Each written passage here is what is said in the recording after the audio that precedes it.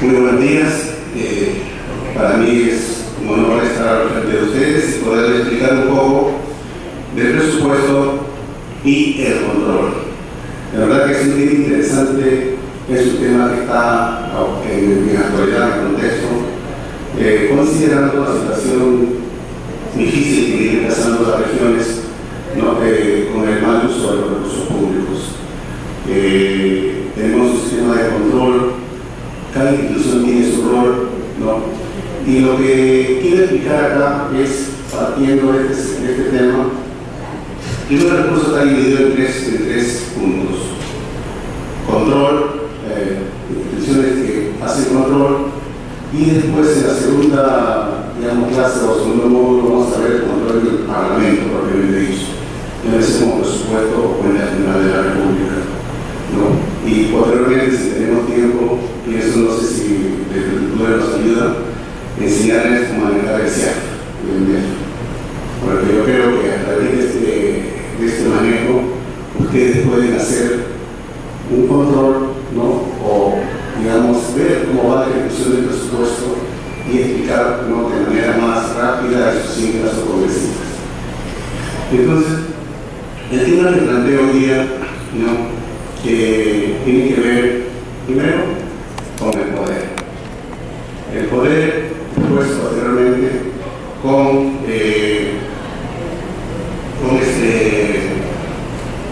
sus antecedentes,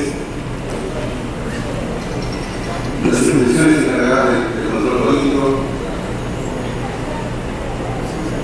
y el control del ciclo presupuestario. El poder como tal no es un tema de suma importancia, porque es el sujeto a quien el control no siempre está tratando de evitar que se distraiga este tema. Aquí no tengo mucho, puedo trasladar el problema a la web.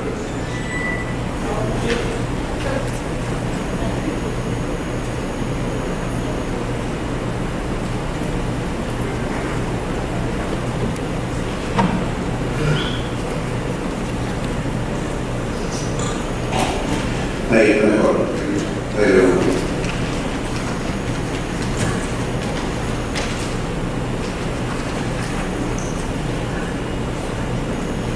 Entonces empezamos. ¿Qué es el poder? Decía, el poder tiene la facultad como potencia de hacer algo, según lo que dice la enciclopedia de Laya. Pero también Puebla dice que el poder tiene la posibilidad de imponer la propia voluntad sobre la conducta ajena. En ese sentido, todos nosotros tenemos esa potencia, facultad de hacer, de querer hacer, ¿no? Nosotros mismos cuando decimos que se nos empieza a frase sí se puede, no como que nos arengamos hacia la cuestión que podemos, servir la facultad como persona de hacer algo, ¿no? Y este poder se puede entender de diferentes maneras, de diferente tipo: poder económico, ideológico, militar y político, ¿no? En este caso nosotros vamos a tratar de enfrascar el tema del poder político, que está basado en la posibilidad de ejercer la coacción, de usar la fuerza, lo que equivale a la aplicación del mismo. Entonces, en ese sentido se enfrasca el poder. Sabemos que el poder tiene diferentes formas, reitero, económico, político, público, ¿no?, y lo que nosotros llamamos el poder, digamos, militar. En ese sentido, el poder político, ¿no?, ¿es necesario? Sí es necesario. Porque cuando uno ejerce una autoridad, o cuando ejerce un cargo, o cuando ejerce un mandato, tiene que tener un poder para tomar decisiones. Entonces, la autoridad en ese sentido requiere poder, requiere esa fuerza necesaria para tomar decisiones, ¿no? Y hay un tema también interesante, porque aceptar la autoridad de un individuo o grupo de individuos que ejercen el poder, ya sea por elección o por derecho divino, no implica, ¿no?, mandatos contrarios a la vida.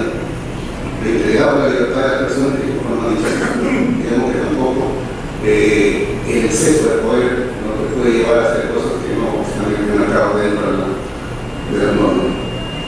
Y llegamos a un tema, ¿no?, la consecuencia del poder político cuando sube en exceso. Tenemos una famosa frase de Lord Acton, ¿no?, Él escribía que el poder tiende a corromper y el poder absoluto corrompe absolutamente. Y los grandes hombres son casi siempre malas personas. John Atwood, nacido de madre alemana y padre inglés, ¿no?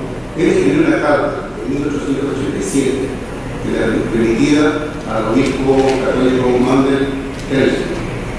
Él decía, ¿no?, que no puede aceptar su doctrina de que no debemos juzgar al Papa o al Rey, como el resto de los hombres, con la precisión favorable que no hicieran ningún mal. Entonces, él hacía esa precisión. Él le enviaba una carta a Papa y le decía, tanto el Rey como el Papa, digamos, ¿no?, deben ser juzgados como cualquier mortal, ¿no? Y ahí donde acuña Tomás frase: todo poder tiende a corromper y el poder absoluto corrompe absolutamente. Entonces, este tema es importante, considerando que el poder como tal, el poder político como tal, debe ser regulado y debe ser tomado en cuenta, ¿no?, en las constituciones, para mejorar la convivencia del hombre y avanzar en el camino de la integración y de la igualdad, ¿no? Es un tema sumamente interesante, considerando que los regímenes democráticos están obligados a aplicar este principio para avanzar en el buen gobierno.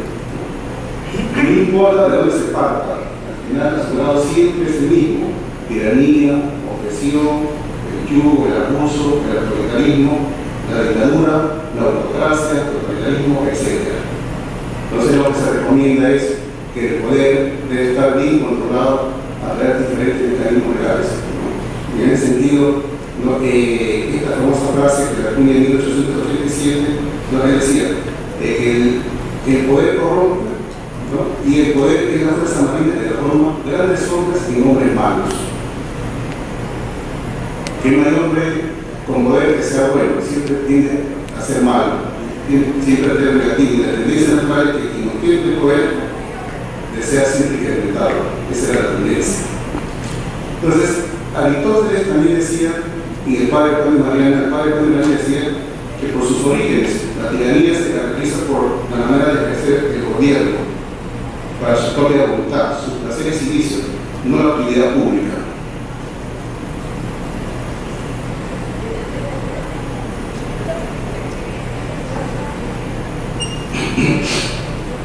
Aristóteles separa la forma pura del gobierno y también critica, no es justicia. Por ejemplo, dice: los gobiernos rectos, la monarquía, uno en beneficio de todos, se convierte en tiranía uno en el provecho propio, la aristocracia, los mejores, oligarquía, los ricos en su propio interés, la república, es decir, la mayoría sin perjudicar a la minoría, democracia, la masa en el interés del pobre, pero ninguno de ellas habla o mira la utilidad común. Digamos, todos siempre giran en grupos, siempre giran personas, pero nadie mira para todos, ¿no?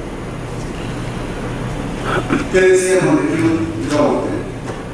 Bueno, y decía: los príncipes que han querido hacerse tiranos han comenzado siempre por reunir en sus personas toda la magistratura, digamos, todos los poderes, legislativo, judicial y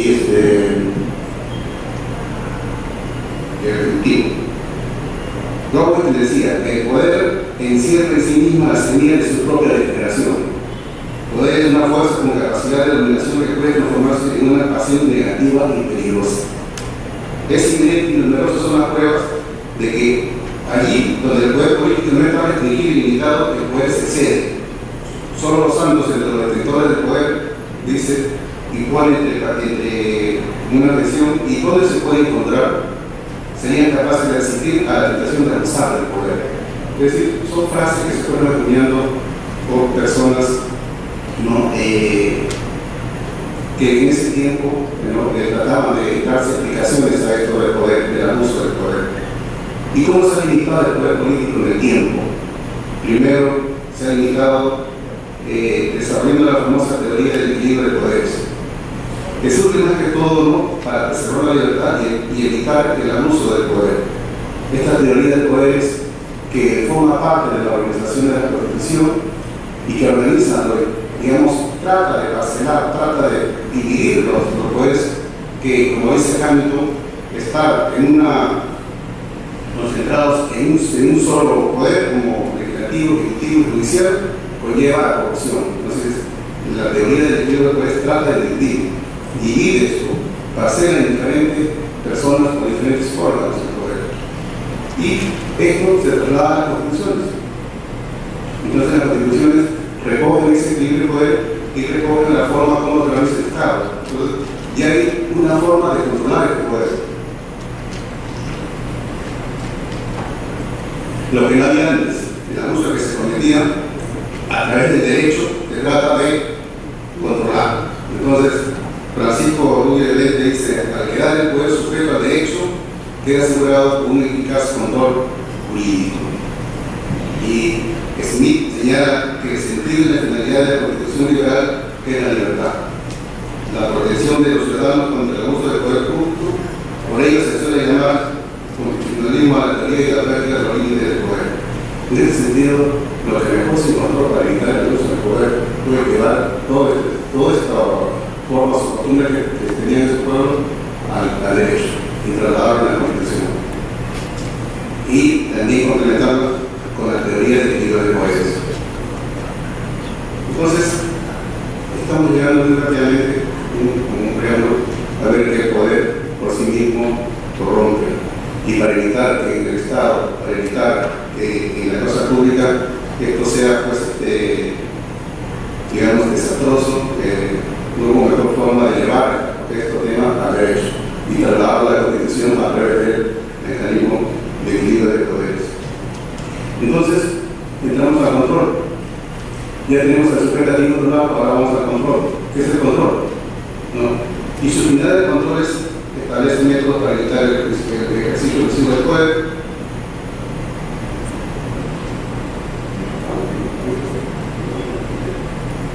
Su función no solo es vigilar el respeto a los límites, sino que se acate. Para Rubio Violeta dice: el poder que está orientado a preservar el espíritu de la libertad se intenta asegurar por una doble vía. De una parte, sometiendo el poder al derecho; de la otra, atendiendo la titularidad del poder, esto es, la soberanía a los ciudadanos, a los mismos hombres sujetos a la dominación. Digamos, esa es la finalidad del control. ¿Y cuál es su origen del control? En verdad, su origen, más que todo, proviene de una parte contable. Proviene de la época de los mercaderes venecianos, que crearon el sistema de contabilidad corporativa doble, por el registro de debe y haber, pérdidas y ganancias, y activo y pasivo. Y se incorpora en el latín mediado bajo la forma de contrarrótulo, para aludir al documento que resultaba de copiar el registro original. Entonces, posteriormente, este término se ha ido incorporando al francés, después se ha ido incorporando al italiano y después al inglés. Digamos que ha ido cambiando el concepto poco a poco, se ha hecho más amplio, ¿no? Y tal es así que la Real Academia recién o le digo, aparece en 1970, ¿no? Y la utilización de este término ya, este término se había sido en el siglo XIV, en el siglo XVI, ¿no? Cuando Carlos I establece en la Corte Castellana de cargo por unión de Contralor. En realidad, la historia del concepto de control, ¿no?, ha sido bien evolutiva, ¿no? Y su definición por sí misma no ha sido bien diseñada. Y hay toda una teoría sobre el control. La teoría sobre el control es bien amplia, ¿no? Entonces, el control por sí mismo tiene diferentes significados, y ya sea por diversos usos lingüísticos, por la determinada de medios utilizados por objetos, parámetros, utilizados sujetos que van desde aspectos jurídicos hasta suplicar técnicas económicas y sociales.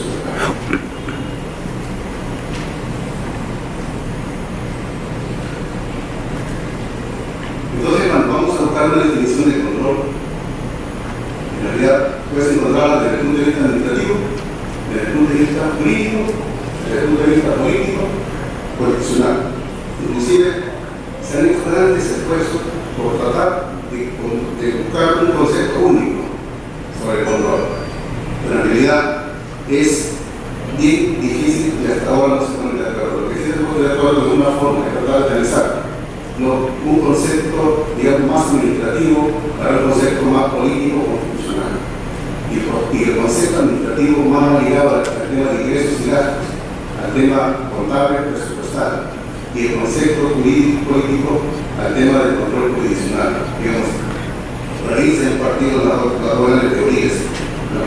Y lo que sí se puede ver es que cuando uno va al diccionario no encuentra una definición propia de control, pero sí encuentra sinónimos como comprobación, inspección, fiscalización, intervención, ¿no? Y encuentra ese tipo de sinónimos y los asocia, digamos, en algunos casos con el control de ingresos y gastos públicos con el fiscalismo. Harold indica que el Consejo Clásico de Control está profundamente asentado en la tradición constitucional europea relativa a la gestión de recursos públicos. Eso es lo que manifestaba la tendencia de Lorenzo. También el control, como el poder de someter al escrutinio, de incluir en la política presupuestal y la tasa de implementación.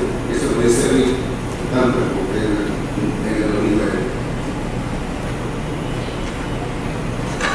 Pero, claro, no hay un tema único para diferentes apreciaciones. Y para que lo concrete, podemos tener la siguiente. Por ejemplo, ¿qué dice Manuel Aragón? Dice que el control es el vehículo a través del cual se hacen efectivas las limitaciones del poder. Carlos que dice, no define el control, pero dice que se manifiesta de dos maneras. Es obligatorio y recíproco. Por participar dos o más órganos en virtud de la norma jurídica. Que es discrecional o unilateral, si es un órgano respetador, facultativo, por dejar en el arbitrio de ese órgano la potestad de hacer o no control. Y así sucesivamente. ¿Qué dice Conrad? Tampoco define el control, pero afirma que la cooperación, la responsabilidad y el control asegurado en la Constitución limitan el abuso del poder. ¿Qué dice Cipelius? Considera que el control consiste en que ningún poder adquiera superioridad respecto de los otros, ni sus decisiones sean determinantes, sino que permanezca en equilibrio. Y para Galeotti dice que no existe control si no conlleva una sanción. ¿No? Hay diferentes aspectos sobre el tema del control. ¿No? Pero ¿qué tipo de control existe? ¿No? El control, como lo explicaba, es amplio, difuso y tiene muchas formas de verlo, ¿no? Desde el punto de vista de los objetos, de los órganos, del alcance, el ámbito de la actuación, del orden jurídico, etc. En estas clasificaciones se puede considerar, por ejemplo, control político, legislativo, jurisdiccional y administrativo, que es el punto de vista del control del órgano. Jurídico-político, desde el punto de vista del parámetro. Controles preventivos, concomitantes y posteriores en el tiempo, digamos que es ese punto de ese enfoque. Control de legalidad, gestión, auditoría y oportunidad, que es el alcance. Y así sucesivamente se da cuenta que hay un montón de puntos de vista de alcance. Es como el presupuesto público. El presupuesto público, cuando lo queremos analizar, podemos ver desde el punto de vista administrativo, económico, jurídico, político, etc. También el control tiene ese tipo de cosas. Si es control de normas ciertas, se convierte en un control subjetivo. Y si es a individuos, se trata de un conjunto subjetivo. Entonces, desarrollar los diferentes tipos de control, ahora entramos al control por orden jurídico. Y esto lo hace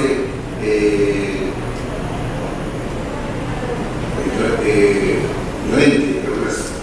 Y explica que el control por orden jurídico se establece de dos maneras: el control institucionalizado y el control no institucionalizado.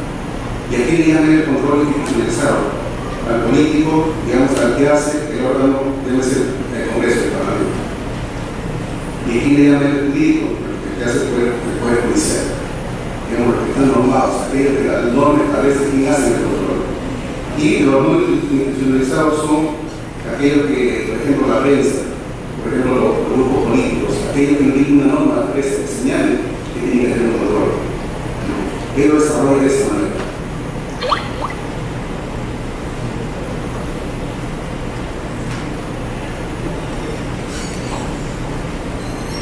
¿Y cuál es su naturaleza? Porque existe la teoría del control, que el control solamente es aquel que sanciona. Pero de ahí hay otro que dice que no. El control solamente es aquel que sanciona. Lo que busca el control es que de una u otra forma se rinda cuentas, ¿no? Que se difunda la cuestión que se está haciendo y al final el votante o el ciudadano que puso esa autoridad tendrá que castigarlo o cambiarlo después de 5 años, digamos. Entonces la función del control ahí no es tanto sancionar, sino que difunda y al final, si es buena o mala su gestión, premiarlo o también sancionarlo. Entonces, en este contexto se dan tres grandes teorías. La primera de Santolaya, que hace referencia a que la teoría del control es control solamente cuando hay sanción. Esa es su definición. Después, la otra teoría es más amplia, que tiene el control parlamentario como una simple verificación o inspección, sin que implique necesariamente una sanción, digamos, un poquito más que esa variante de la primera teoría. Y la última, la de Rubio Llorente y Aragón, sobre la teoría de la polivalencia funcional, ¿no? La cual dice que no existe procedimiento de control parlamentario determinados, sino que el control puede ser realizado por medio de todos los procedimientos parlamentarios. Entonces, como ustedes pueden ver, el tema de control ha ido migrando de ser rígido, ¿no? de llevarlo solamente a un tema de sanción, pero después se va dando y también hace referencia que no solo control extensivo, sino también control, por ejemplo, que llega, lo que ellos saben en la Comisión de la Mente, llega a los proyectos legislativos y los parlamentarios lo revisan y lo analizan y ven si son constitucionales y inconstitucionales, si se pueden leer en la Parlamento, ¿no? O si no son aplicables porque no corresponde a la norma, en fin, ese control también lo consideran en la tercera parte, como un control de los documentos o los proyectos que llegan al Congreso. Entonces, el control de la naturaleza jurídica se puede ver por el lado de la actividad restringida y la ampliada. Y el control de la naturaleza política es más la tercera. Y nosotros en el Parlamento más manejamos la tercera, que es un control de la naturaleza política. Sin control jurisdiccional no hay Estado de Derecho, pero sin controles políticos no hay Estado democrático. Eso lo decía Manuel. Entonces, las diferencias entre un control parlamentario y un control político.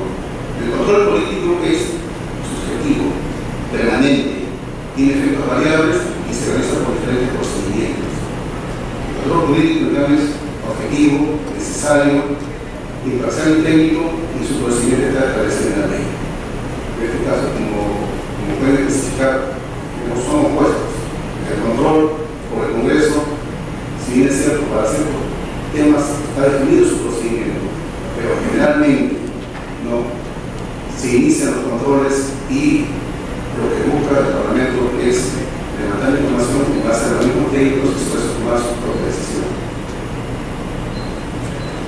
También podemos ver este tipo de controles en función a su intensidad, digamos, cómo se ven los controles, sobre los instrumentos que se hacen de control en el Parlamento. Y tenemos el control preventivo, el control funcional y el control represivo.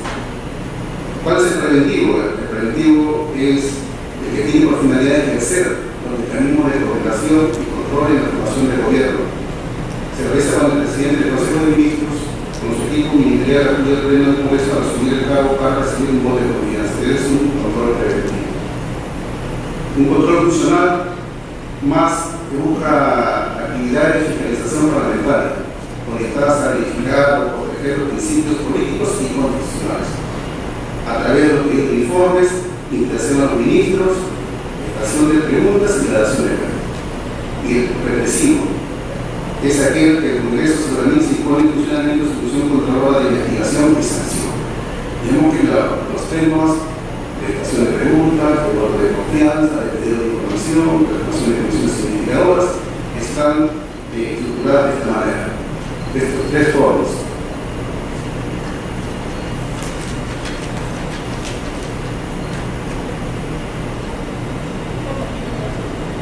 ¿Y cómo se clasifican también estos temas? Digamos que en la teoría del control, ¿no? Han tratado de clasificar este tipo de instrumentos que tiene el Parlamento para hacer control político. ¿No?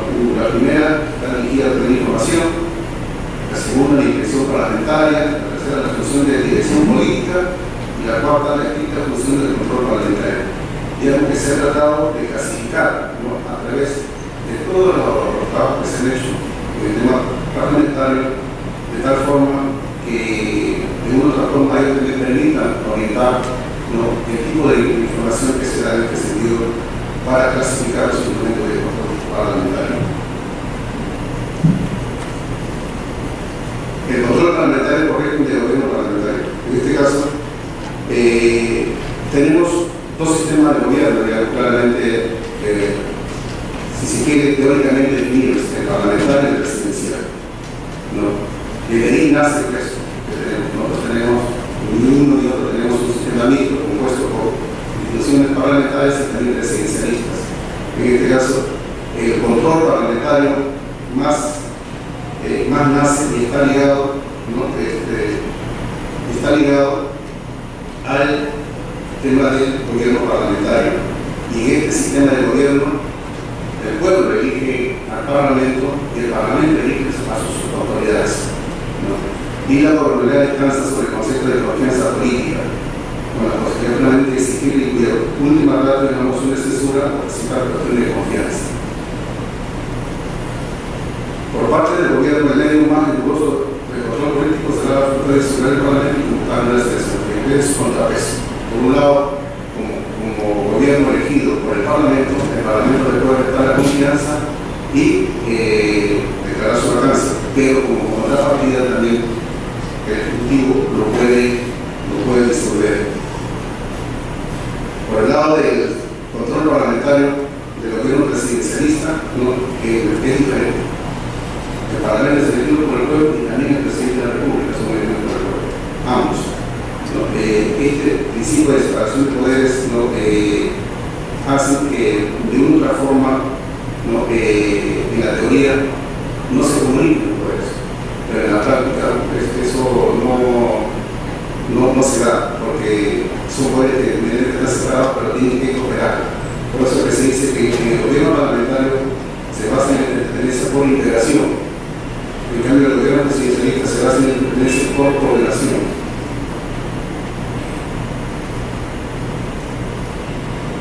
Estos son los dos sistemas que tenemos, y como repito, nosotros tenemos el sistema mixto, si quiere decir, más ligado como sistema al Estados Unidos. Nosotros tenemos el Congreso, no tenemos Congreso, nosotros tenemos el Congreso, que es más ligado a los países latinos, han tenido esta tendencia, ¿no? De mirar a Estados Unidos.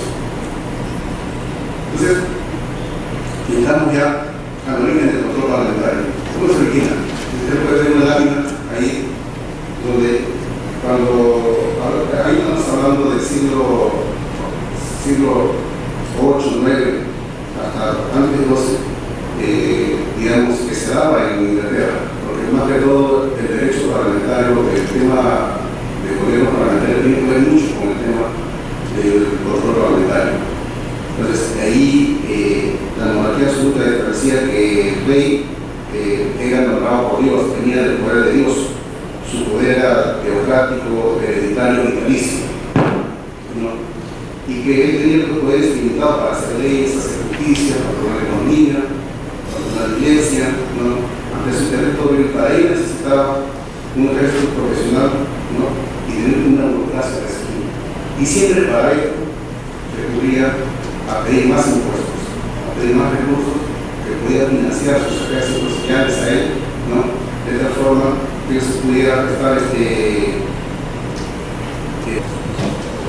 aquellos tiempos que el poder estaba centralizado en el rey y él pues tenía todo el poder, ¿no? Para decidir y hacer, y obviamente había muchos abusos.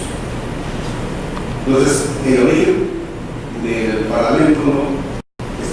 está digamos, relacionado al origen del gobierno parlamentario. Y ahí se forma, ¿no?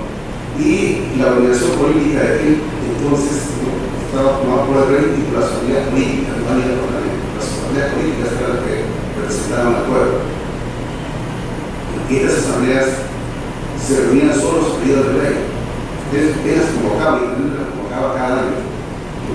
De tal manera de que puedan aprobar lo que él proponía, ¿no? Y en este escenario ya nace también el tema presupuestario. El presupuesto, primero, como usted va a dar la respuesta, tiene que ver bastante con el desarrollo. Presupuesto, parlamento, democracia, están bastante ligados. ¿Quién no pelea por su presupuesto? ¿Quién no pelea por su plata? Y en ese tiempo ha sido un tema bastante recurrente. El rey de Turquía pedía tributos a pocos rendía cuentas y poco a poco quieren ver cómo se gestionar. Y llegamos a una figura bastante interesante sobre el origen del control planetario, con el rey Carlos I, ¿no? Que estalla la revolución en 1642, porque el rey confirmó las pretensiones absolutistas de su padre y pretendió preservarse inclusive el poder legislativo, las jurisdicciones especiales y el derecho a recibir impuestos y reconocimiento de sus súbditos, así como el derecho a contar con un ingreso permanente de la fiel. Digamos, ahí se refleja claramente las pretensiones, ¿no?, de Carlos I, el rey de Inglaterra. Él se enfrentó, ¿no?, a las masas y entró en conflicto con el Parlamento. Entonces, el Parlamento en contrapeso a esto, o la Asamblea en contrapeso a eso, ¿no?, le declara juicio el famoso procedimiento de impeachment en inglés. Impeachment significa digamos, un juicio penal, ¿no? Este juicio penal, ¿no?, cuyo procedimiento era acusar y condenar al ministro del gabinete del rey. ¿Y quién acusaba? Los acusados comunes y el procedimiento era por la Cámara de Comunes. Ahí se inicia el control histórico, ¿no?, del Parlamento, en esa figura. Cómo la Asamblea hacía respetar sus derechos, ¿no?, sobre el tema de tributos, uno de los temas principales, llamándolo, ¿no?, al rey, o tratando de usar al rey y a sus colaboradores para eso. Y esto se da más puntualmente, ¿no?, en 1742, como Robert Baldwin. ¿Qué sentido? Cuando estamos en 1641 y después vamos pasando los reyes, llegamos al gobierno de Ana. Y Ana le deja el gobierno a Jorge Hanover. Jorge Hanover era de procedencia alemana. Entonces, esta reina de procedencia alemana le deja a este señor, a este rey, ¿no?, y él asume el reinado. Pero él no se podía comunicar con el rey porque tenía el idioma francés, el idioma alemán. Entonces, Robert Baldwin entra allí y él actúa como intermediario y se gana la confianza del rey. Como el rey ve que este señor es diligente, soluciona el problema, le da el primer, y de ahí nace el primer, de ahí nace la primera figura del presidente del Consejo de Ministros. Este señor asume, digamos, las funciones que debería hacer el rey y lo hace por cerca de 20 años. Pero también se excede en el poder y comienza a cometer abusos. Y ahí aparece la figura de William Pitt. ¿Quién era William Pitt? Un opositor ferviente, un joven de 35 años, donde ataca constantemente la gestión que hace Robert Baldwin. Al final, el rey, Jorge Hanover, cede, no para que este siga administrando la gestión, pero el Parlamento no lo enjuicia por la figura del imperio, una acusación penal. Cerca al castigo que hace este señor en 1742, él renuncia. Entonces, desde allí, esa figura no estaba contemplada y desde ese momento, ¿no?, el imperio se convierte ya no en un juicio penal y el Parlamento, el control pasa a ser un control más político. Hoy en día, en el Perú y en otras partes, tenemos el procedimiento de control político que no es sanción directamente, aunque algunas constituciones sí la tienen, por ejemplo, en Estados Unidos. Chile también tiene educación sobre el juicio penal. El Perú también la tiene, en el artículo 93 de la Constitución que establece sobre el juicio penal.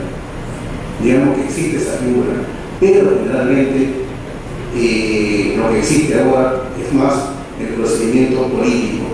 Rendición de cuentas, y hay alguna forma que sí puede ser sancionable cuando se haga por la comisión de investigación, pero este proceso de pasar de un proceso penal a un proceso político fue en 4 etapas, ¿no? Ustedes pueden leer ahí, y que ha tenido como consecuencia ¿no? Un poquito relativizar la pena, digamos, que era muy fuerte. Y después de esa revolución de 1668, que fue una revolución sin sangre porque fue una forma de presionar a Japón primero para dejar el poder, ¿no? Ya se establece un sistema parlamentario más firme, donde el rey tiene sus propias funciones, gobernar, elaborar leyes, controlar la iglesia, política exterior, cobrar impuestos, y también el parlamento aprobar leyes, aprobar impuestos, ¿no? Quejas y sugerencias al rey, y los asuntos privados sobre la cuestión ideológica, que ya había la Cámara de los Comunes y Cámara de los Lores. Pero que en principio solamente había una asamblea. En el siglo XIV recién se dividen la Cámara de los Comunes y la Cámara de los Lores. Y esta fue la famosa revolución de lo que dejó esa famosa revolución, ¿no? De Bill of Rights IV, que decía que el rey no puede crear o modificar los impuestos sin la aprobación del Parlamento. Que el rey no puede cobrar dinero para su uso personal sin la aprobación del Parlamento, que no se puede mantener ejércitos en tiempo de paz sin aprobación parlamentaria, que la elección libre de miembros del Parlamento y que reunión con frecuencia del Parlamento. En un momento, cuando ellos se reunían, se reunían por cada 3 años, pero después comienzan a reunirse de manera permanente. Entonces, ahora ya entramos en el control parlamentario y el presupuesto. Ya un poco de historia, ahora vamos a ver cómo el presupuesto. ¿Por qué tenemos que poner el presupuesto? Vamos a verlo de manera lenta, de manera final concluida. Y en el siglo de 1215, Bassempierre, cuando él estaba gobernando como rey, se da la primera constitución. Y ahí se establece el primer tema financiero, donde dice que ninguna ayuda financiera puede ser exigida sin el consentimiento del Consejo, con la Curia Mayor. Ya lo establece, ya le pone una regla. Dice, no, aquí hay que establecer un procedimiento, y es el primer procedimiento.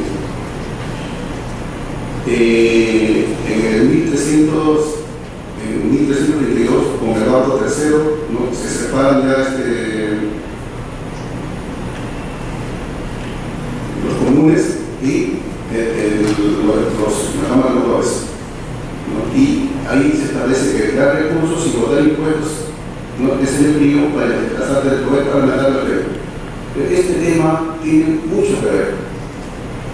Entonces, esa pelea constante del Parlamento con el rey ha sido siempre por los recursos, y quitarle esa facultad le costó mucho,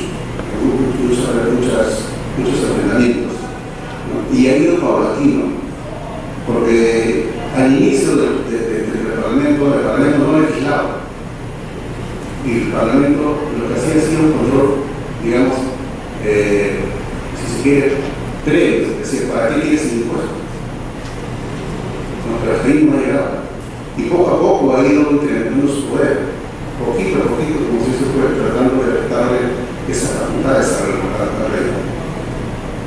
En principio, en 1340, los comunes comenzaron a condicionar recursos por reparación de agrarios o quejas.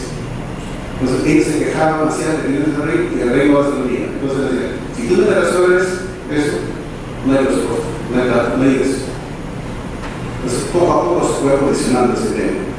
Al final, estas se convierten en leyes, se convierten en las famosas peticiones, ¿no? Posteriormente, como Jacobo I, ya los varones y los jueces quieren compartir el gobierno, saber qué hace el rey con la bolsa, qué hace el dinero, ya tienes los ingresos, ya tienes las rentas, ahora ¿qué vas a hacer con eso?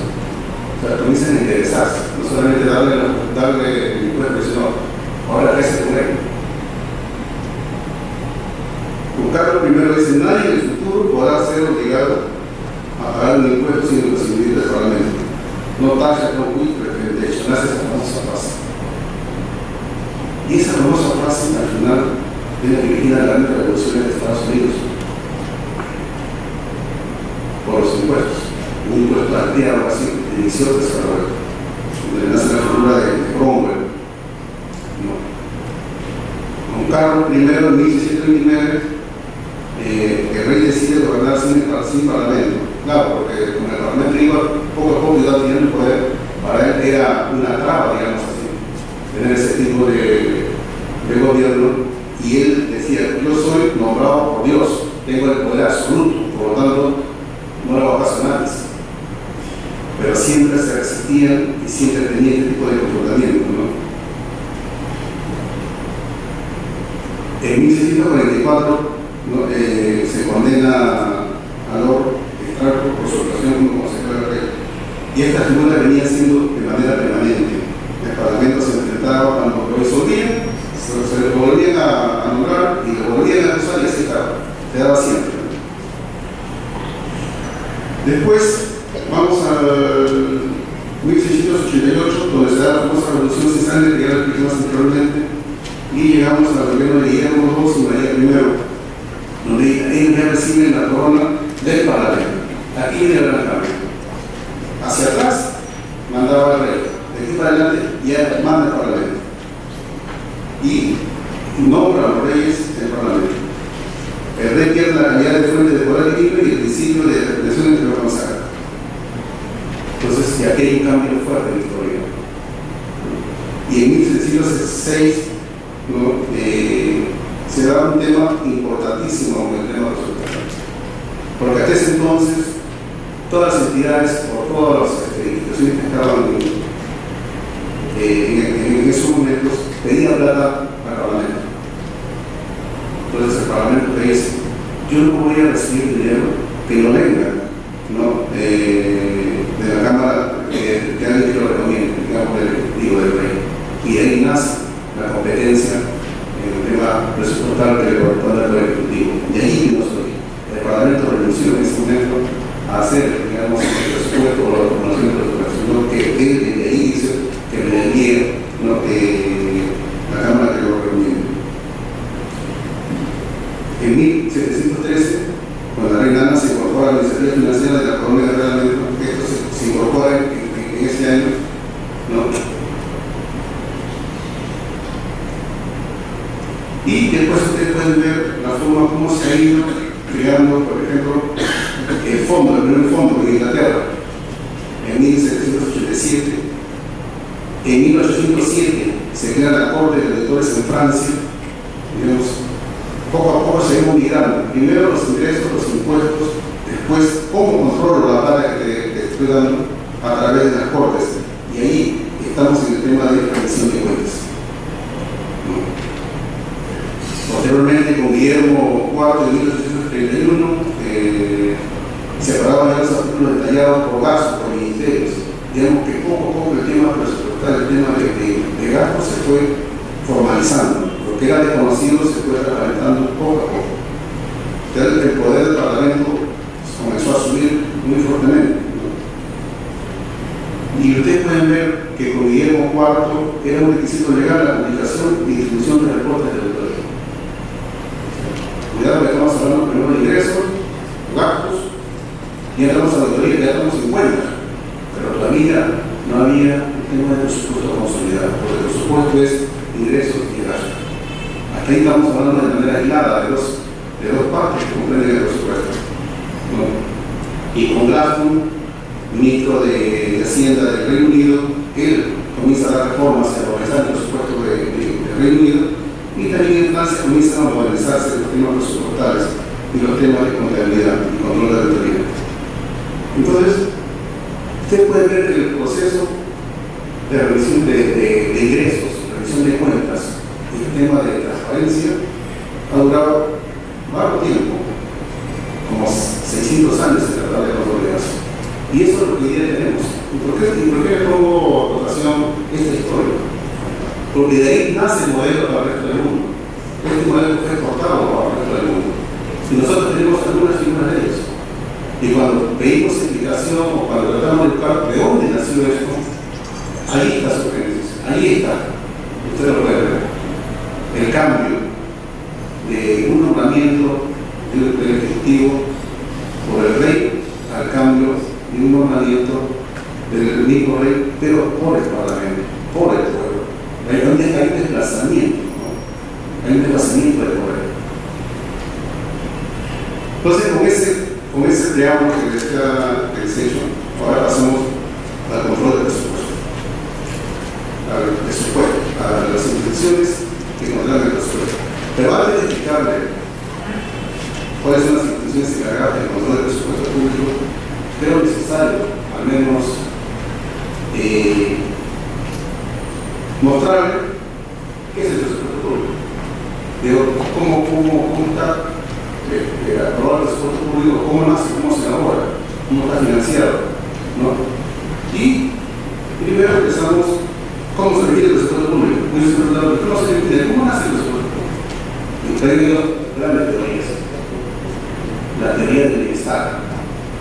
Aquella teoría de la microeconomía que te dice, ¿no?, que el Estado interviene para mejorar el nivel de satisfacción general y trabaja alrededor de una función de utilidad agregada específicas. Un poco chino ese tipo de teoría. Vamos a hacer rapidito así. Por ejemplo, a ver, Pedro, si te pregunto, ¿cuáles serían tus prioridades o tus necesidades? ¿Qué responderías tú?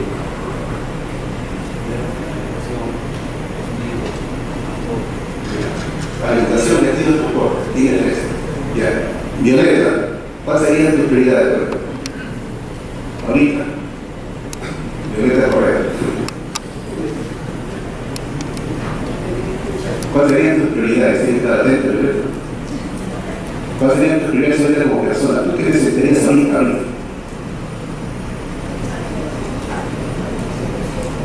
Bien. A ver, mi querida amiga.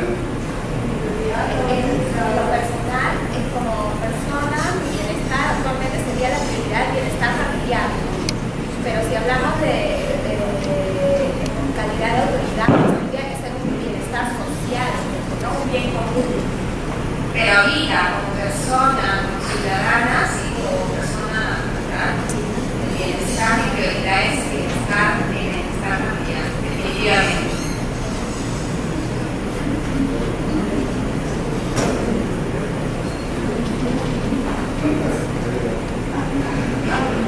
Mi prioridad ahorita sería tener los ingresos económicos suficientes que me permitan tener todo el conmigo. Alimentación, vestido, educación, salud. Correcto. Entonces, si yo le pregunto a cada uno de ustedes, yo estoy seguro que son diferentes, todos son iguales. Entonces, esta teoría que dice que si yo hago una encuesta con 30 millones de peruanos, va a salir una lista inmensa. Y en base a esa lista, yo voy a priorizar. Digamos, estamos ya en el tema de planificación. Y en base a esa necesidad, voy a comenzar, ¿no?, a distribuir el presupuesto público. Lo cual, a veces, cuando empezamos a desarrollar, se choca con ciertas cosas. Porque si yo voy al mercado y compro un bien, ese bien me va a dar una satisfacción personal, ¿no es cierto? Entonces, hay una reciprocidad entre lo que yo pago y lo que recibo, ¿no es cierto? Eso está claro. Pero puede haber bien esa reciprocidad cuando son bienes comunes, por ejemplo, en una seguridad. Yo pongo un vigilante para que cuide mi casa, por ejemplo, ¿no es cierto? El que está al costado, yo le voy a decir, señor, el que está ahí, mire, está cuidando la casa, tiene que darla a pagar. Y le va a decir, no, señor, usted le va a dar porque no se puede hacer eso. Entonces se da cuenta que ya cuando esta teoría empieza a caminar, empieza a tratar de aplicarse por los economistas, choca con esas cosas. Entonces al final dice que esto puede ser aplicable, sí, pero por gobiernos dictadores.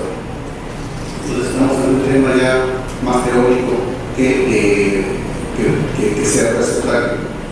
Y el otro tema es la famosa decisiones colectivas sobre acción pública. Lo dice que el presupuesto es formado por decisiones políticas. Lo saqué de la teoría y digo, no, el presupuesto va a formar, ¿no?, en base al resultado de un conjunto de fuerzas políticas donde prima las relaciones de intercambio voluntario entre los individuos. ¿Y quiénes intervienen? Votantes, los políticos, la burocracia, el grupo de interés. Entonces, ya estamos en otra teoría totalmente aparte.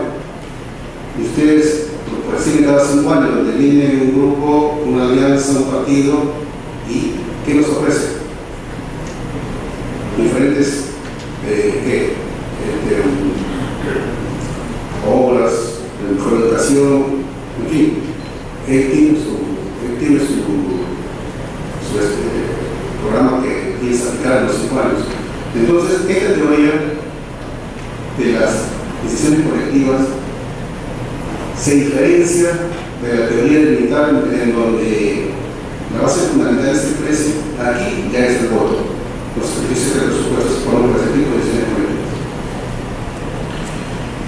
Y una vez que ya se ponen de acuerdo, no vamos por la decisión política. Al final, el presupuesto es la acumulación de los dos, porque se forma de una u otra forma se ayuda totalmente, pero el presupuesto se construye, ¿no?, en base a lo que establece la Constitución.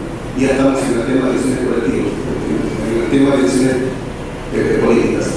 Y obviamente incorpora la necesidad, como le expliqué, o traté de hacer una pequeña encuesta con ustedes, ¿no? Y obviamente pues se van a asignar en función a necesidades fisiológicas, de seguridad, de aceptación social, de autoestima, en fin, se trata de que se cumplan esas cosas. Y también se tienen en cuenta los programas, los planes de corto, mediano y largo plazo, plan estratégico, el desarrollo de los sectores de nivel local, ¿no? Y que, como ustedes pueden ver, la última fase es el presupuesto. Ya después de haber hecho todo un plan con todas estas necesidades, llegamos al tema presupuestario. ¿Y cómo se incorporan estas necesidades? Ya, digamos, para dar resolución a las demandas. Ahí está una diapositiva que cogí de Nelson Chat, ¿no?, donde señalaba que el proceso político se transforma en demandas políticas, sociales, ambientales, que se insertan en el proceso técnico por diferentes sistemas de gestión pública y que al final esto es la oferta y soluciones a los problemas que tiene la ciudadana. Hay una interrelación, hay un mecanismo de poder solucionar estos.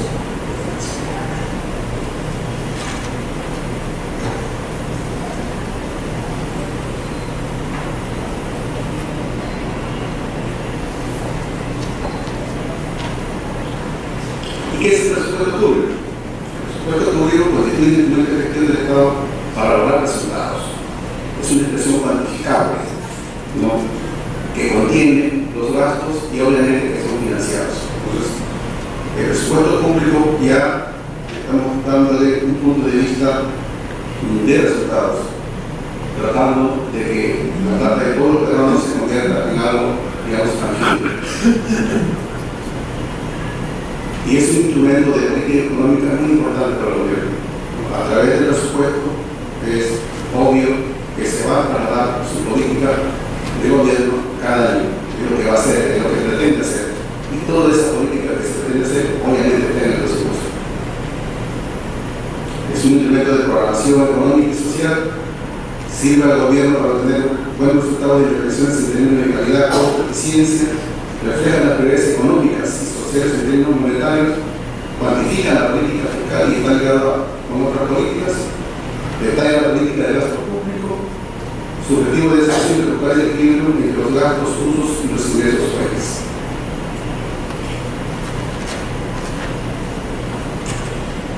Y su estructura es recursos públicos y gastos públicos, como ustedes lo pueden ver. En la parte de recursos públicos tiene la creación económica y por fuente de financiamiento. En el gasto público, la clasificación institucional, la clasificación funcional programática, económica, la geográfica. Son las grandes clasificaciones que se dan en los presupuestos que maneja el sector respectivo. Ahora, ¿cómo se elabora? Ustedes pueden ver que el presupuesto se elabora sobre la base de supuestos.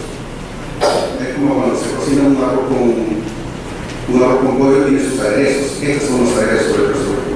Estas son las metas.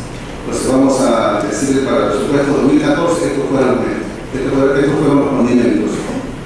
Crecimiento del Producto Bruto Interno 5%, inflación acumulada 2% y así. Se establece en el escenario. Pues este escenario, una vez que esté establecido, me va a arrojar ingresos. Y ustedes lo pueden ver en la siguiente filmina, donde ya tengo, en base a estas metas, a estos supuestos, yo tengo los ingresos.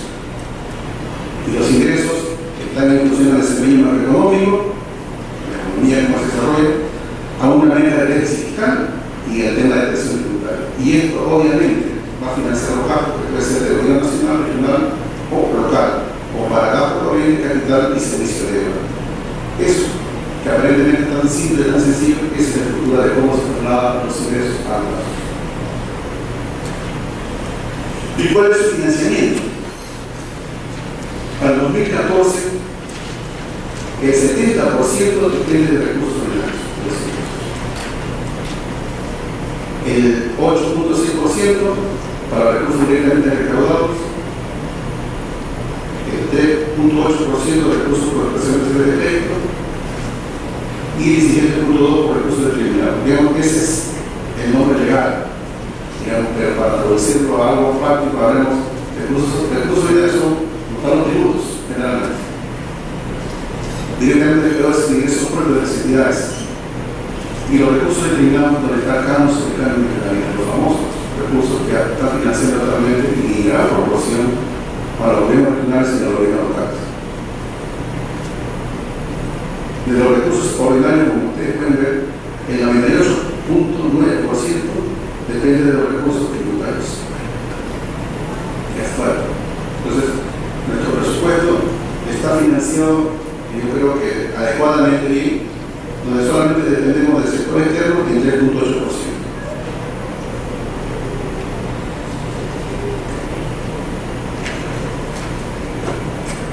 ¿Y de dónde provienen los ingresos tributarios?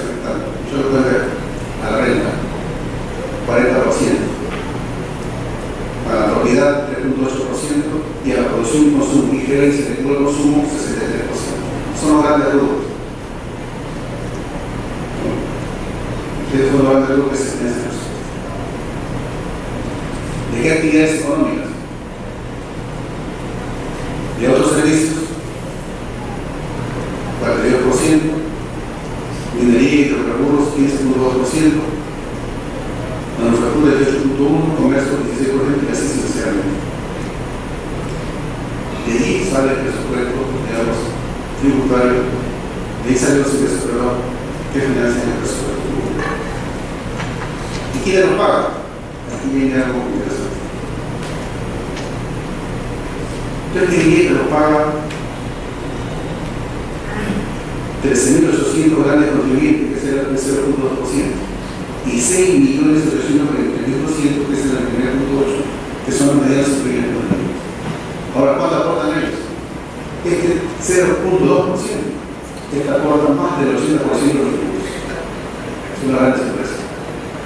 Y los 6 millones es la diferencia. Digamos, el aporte de los medidas contribuyentes es poco. Aquí hay un trabajo que debe ser bastante duro, porque esta es la base tributaria, la famosa que se habla. ¿Cuál es tu base tributaria? Tienes que ampliar la base tributaria. ¿Qué es la base tributaria que se habla? Sí, dígame.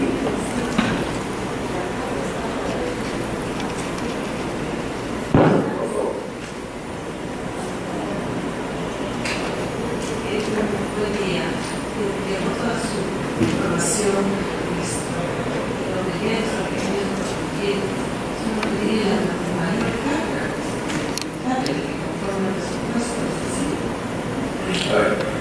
Vamos a diferenciar. La mayor carga tributaria, digamos, es relativo. ¿Por qué? Si es microempresa y tiene bajos ingresos y tiene que pagar a un trabajador por 18 o 16 veces y sus ingresos no dan de acuerdo, es cierto que se da esa figura, ¿no?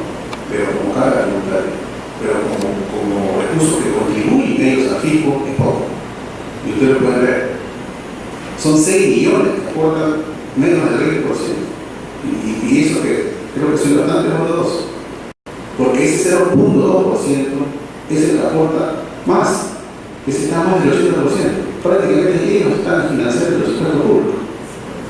Y ahí sí es una tarea del Estado tratar de ampliar esa base. De repente, mejorar el tema tributario para las MIPES. Las MIPES son el 99.9% del Estado y solamente 1% de empresas. Las MIPES es el tejido social que mueve. ¿Quién no tiene una pequeña empresa? Entonces, este es un tema bastante importante, que ahí nacen los ingresos que van a financiar el presupuesto público. Ahora, ¿cómo se gasta?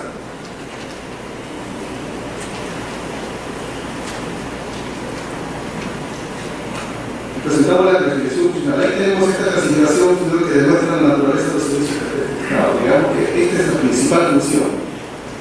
Antes solamente se veía por el lado económico, corriente, capital y servicio de deuda, pero cuando uno se hacía la pregunta, ¿y cómo gasta el Estado en educación? ¿Cuánto es la plata de la educación? No estaba en la función, no existía esta función. Tenía que echarte a buscar, oye, el Congreso, ¿qué hace en educación? Bueno, capacita a sus trabajadores. Se puede hablar de educación para los trabajadores. Y con la entrada de educación, obviamente que tiene plata para educación, pero defensa también tiene plata para educación.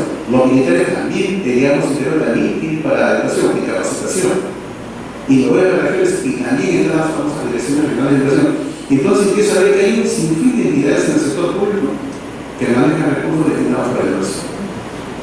Pues esta función recoge todo ese presupuesto asignado a educación. Es la función más completa que tenemos. Entonces yo puedo afirmar que para 2014 18.470 millones, perdón, 18.228 millones son destinados a la educación, que el 15.3% se dedica para la educación, y así sucesivamente. El transporte igual. Entonces, aquí yo puedo ver las prioridades que se dan. Recuerda que hablamos de la necesidad, del plan, de esas cosas. Esto ya es el resultado final. ¿Cómo se aprueba el presupuesto público de los militares? Ahora vamos por clasificación económica. Y ahí vemos que el 63% se concentra en gasto corriente, el 28% en gasto capital y el 9% en servicio de deuda. Y del 63% que es gasto corriente, ¿no? El 88% se concentra en remuneraciones, al cabo de 1.400.000 servidores, para especialistas 670.000, ¿no? Y bienes de servicio para la red. Pero la parte más fuerte está en remuneraciones.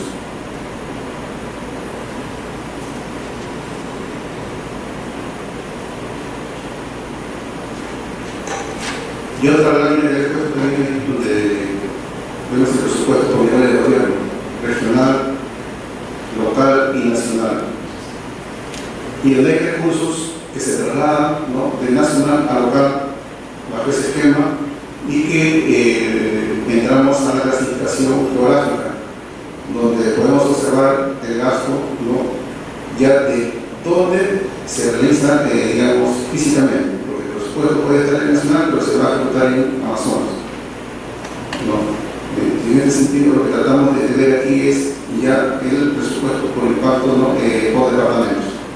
Ese es el traslado que primero que se ve, por ejemplo, el Ministerio de Vivienda, ¿no? Pero el Ministerio de Vivienda tiene obras que va a ejecutar en Amazonas, pues. Entonces, esto refleja eso. Amazonas, el Nacional Vivienda con ejecutando obras en Amazonas. Pues este es el reflejo, ¿no?, que se da. También tenemos el famoso presupuesto por la inclusión social, que se define en 100 millones para diferentes programas y en diferentes ciclos del ser humano. Y esto pues, es un tema importante, porque el presupuesto tiene tres funciones básicas importantes. Primero, estabilizar. Segundo, asignar recursos. Y tercero, la redistribución de recursos. Y aquí cumple con esta función. ¿Qué significa? Redistribuir riquezas, distribuir a aquellas personas que viven en zonas de pobreza o a aquellas personas que necesitan mayores recursos. Y a través de estos programas sociales se da ese apoyo. El problema de esto es que a veces se vuelve permanente y ya tiene las famosas externalidades negativas. Porque la idea del Estado es hacer que las personas sean útiles al proceso productivo o dar un apoyo temporal, de tal forma que tenga también salida de estos programas sociales. Lo malo es que a veces, y ahí viene la parte negativa, se vuelve permanente y la persona depende ya mucho de los recursos públicos y no trata de insertarse en el sector productivo. Y para el presente año, para el 2014, le decía que hay 16.515 millones y están en diferentes fases, desde la gestación hasta 65 años, con la famosa pensión 65. Entonces, después de conocer un poco el presupuesto, vamos a ver ahora, cuántas entidades públicas están convertidas, porque es importante. Ya sabemos el monto general, ahora vamos a ver qué entidades públicas tenemos. Y ahí tomamos de base la fuente de la cuenta general de la República. Según la cuenta general de la República, tenemos para 2013 2.421 entidades públicas. Pero cuidado, este es el número de entidades, pero todas estas entidades no están en el número de los 118.000 millones. Es parte. ¿Por qué? Porque aquí usted puede encontrar gobiernos regionales que son 26 o 1%, pero la mayor parte está en el gobierno local, que son 1.828, 76%. Le sigue el gobierno nacional con 251 y así. En el presupuesto público, estas entidades, ¿no? Podemos observar más o menos que recoge, del gobierno local recoge, regional recoge y del gobierno nacional. Digamos que en el presupuesto público, en la cifra de 118.000, no están las empresas. Y no están otras entidades, como por ejemplo el Banco Central, la SBS. No aparece en el presupuesto público. Pero lo que es importante para poder mostrar el número de entidades públicas, ¿no? Que existen, ¿no?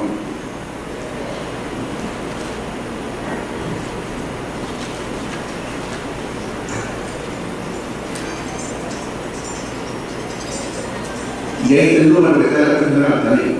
Digamos, para 2013 se habla de un presupuesto de 183.838. Para su presupuesto fue 108 millones, para un presupuesto de 108 millones, y en la cuenta 183. Y esa diferencia, ¿por qué se explica? Es decir, el presupuesto que aprobamos en el Parlamento no considera el presupuesto de las empresas, no considera el presupuesto de la SBS y el BCR y otras entidades, por eso es que es mayor. Por ahí nos da una idea del número del universo que queremos abordar. El gobierno nacional no tiene el 39%,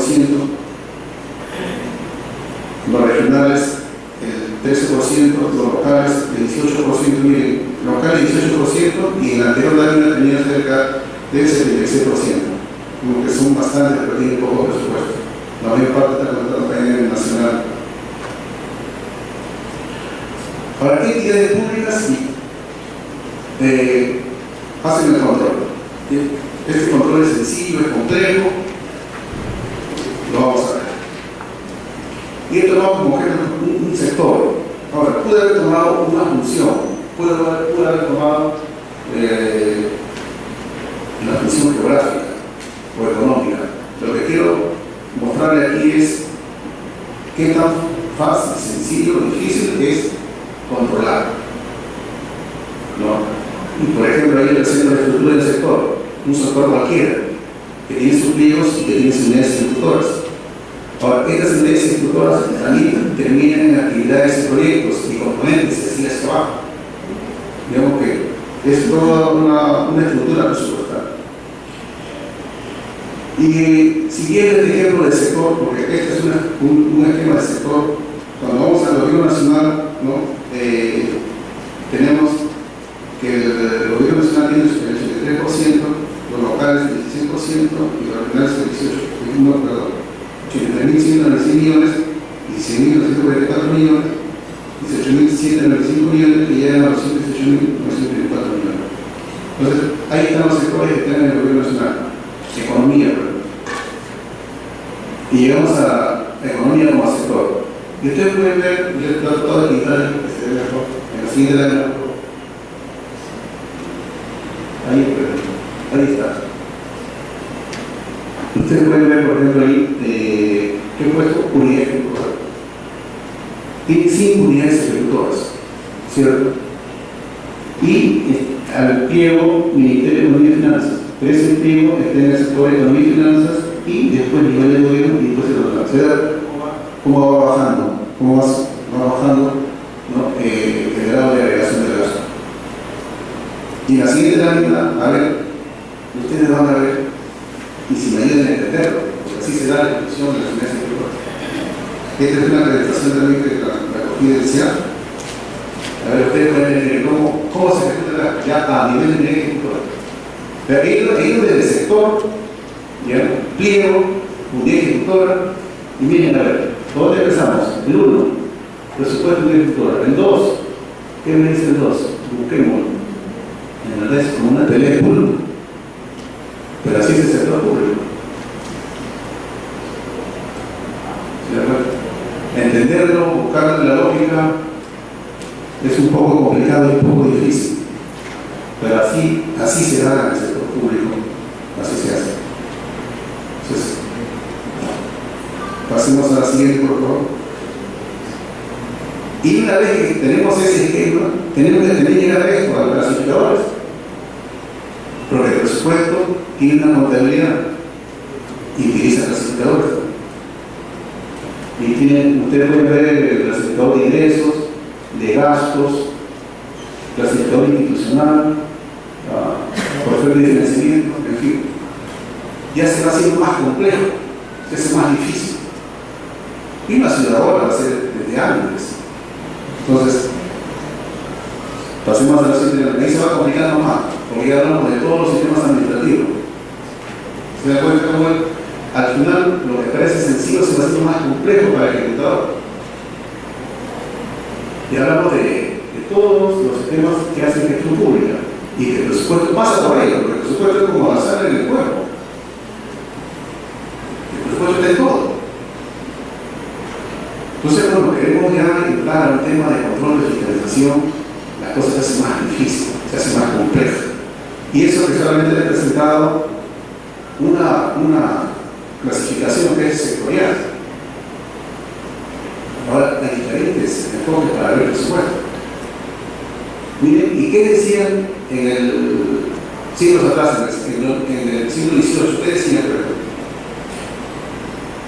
¿Qué decía Amílcar Recuriani, ¿no? En su obra titulada La teoría de la dirección financiera? Era la teoría de la dirección financiera. Y él decía antes del siglo XVIII. Él decía: con anterioridad a la programación de las modernas constituciones políticas, un conocimiento completo de las cuentas públicas, dice, estuvo impedido por un gran número de instituciones y prácticas. Y estas fueron el método contable, el secreto impuesto a los funcionarios, la facultad de votar los fondos, la corrupción de los miembros, el privilegio de estos miembros, y etc. Desde allí ya se decía que esto era pues difícil de ver por diferentes motivos. Ya estaba antes del siglo XVIII. Después del siglo XVIII, que él escribe justamente este libro, que dice: el presupuesto moderno continúa siendo una recuba oscura, misteriosa, llena de sorpresas para la gran masa del pueblo. Dice: a pesar de los grandes progresos de la contabilidad pública, la lectura de los presupuestos es un arte más ignorado que nunca. La cosa no debe sorprender, prescindiendo de las artimañas contables que da con el propósito deliberado de ocultar verdades desagradables. ¿Se da cuenta cómo lo describe Amílcar Recuriani ya en el siglo XVIII?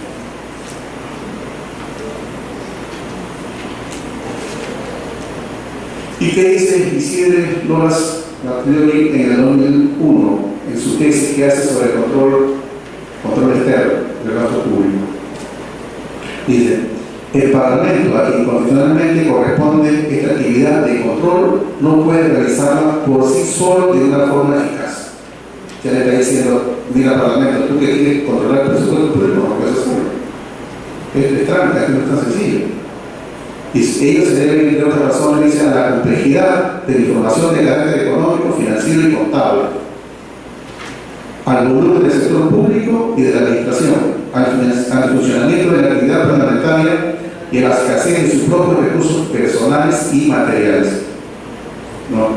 Para poder realizar un control completo sobre la gestión de los fondos públicos que dote de verdadero contenido material del derecho parlamentario al conocimiento del poder legislativo, tanto por razones técnicas como políticas, se ha dotado tradicionalmente de una institución especializada que la auxilia en el ejercicio del control político sobre la ejecución de presupuestaria mediante la elaboración de informes, dictámenes y estudios técnicos objetivos e independientes sobre la gestión de licitación.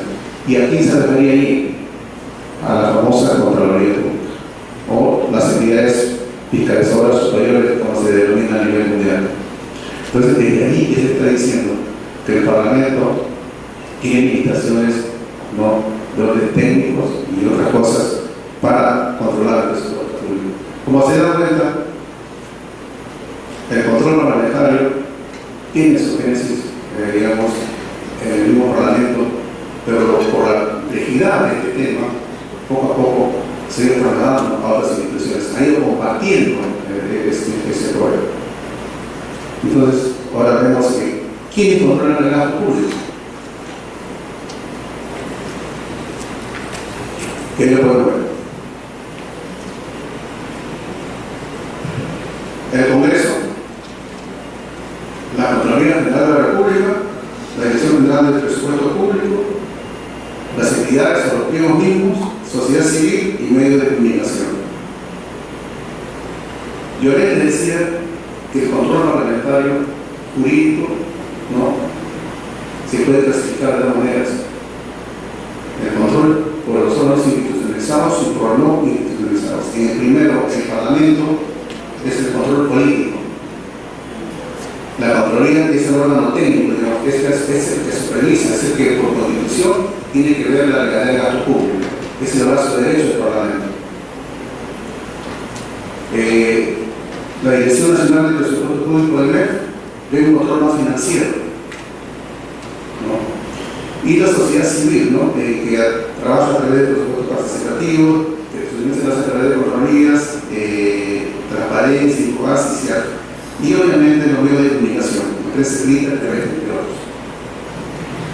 Esos son, ¿no?, los órganos que tenemos que controlan el presupuesto público. Como pueden ver, controlar el presupuesto público no es un tema simple, no es un tema sencillo, y por eso que en el tiempo se ha ido viendo la necesidad de que muchas instituciones intervengan en el proceso. Uno, controlando, previniendo actos de corrupción, y el otro, buscando su eficacia, buscando que también la utilización de recursos sea eficiente. ¿Sí? ¿De verdad? Sí. Bueno, termino el tema del ambiente político. Y hace poco, cuando hablamos de la teoría de cómo se origina el presupuesto, había dos grandes teorías, una del bienestar y la otra desde el punto de vista político. Y justamente el presupuesto es eso, es el conjunto, ¿no?, de fuerzas sociales que se unen para formar un presupuesto, por intermedio de votantes, políticos, etc. Pero la pregunta de usted, más concretamente, el hecho de una entidad, digamos, las personas que hacen gestión de esa entidad, no gobiernen bien o tengan un problema con el mal uso de los recursos públicos, no significa que castiguemos a una población. Para eso están los sistemas, para castigar a esa persona, pero no podemos decir como Congreso, no le aparece el presupuesto a tal gobierno regional o a tal gobierno local porque se está portando mal. Si yo voy a castigar a la persona y a través de él también a la población, no, yo creo que no. Y justamente se hemos visto hace poco un proyecto de ley que vinieron del Ejecutivo para crear un mecanismo, digamos, de tal manera que aquellos gobiernos locales y regionales que están ahorita con intervención de sus cuentas, se les pueda dar salida y pueda crearse una ley ejecutora para que pueda pagar y no perjudicar a la población, porque al final es la población, no somos medios. La persona que está sancionada, que está castigada, pues seguirá su proceso. Pero no podemos dejar de lado las grandes necesidades que tiene la población, ¿no? Por ahí va mi. Entonces, continuando con la presentación, ¿no? Hacer referencia que estas son las grandes instituciones, ¿no?, que controlan el presupuesto público, y lo vamos a seguir mirando, por ejemplo, en la siguiente lámina, ya un poquito más detallada, ¿no?, cómo las instituciones trabajan y al final quién castiga: el Ministerio Público o el Judicial. Congreso es político, vigila la entidad, la Contraloría tiene la sanción, llega hasta la sanción administrativa, el MEF que hace un control financiero, la entidad misma que tiene que vigilar su presupuesto a través de su control interno, y los dos institucionalizados que son la prensa, ¿no? Los medios de televisión, como Cuarto Poder, el Panorama, etc.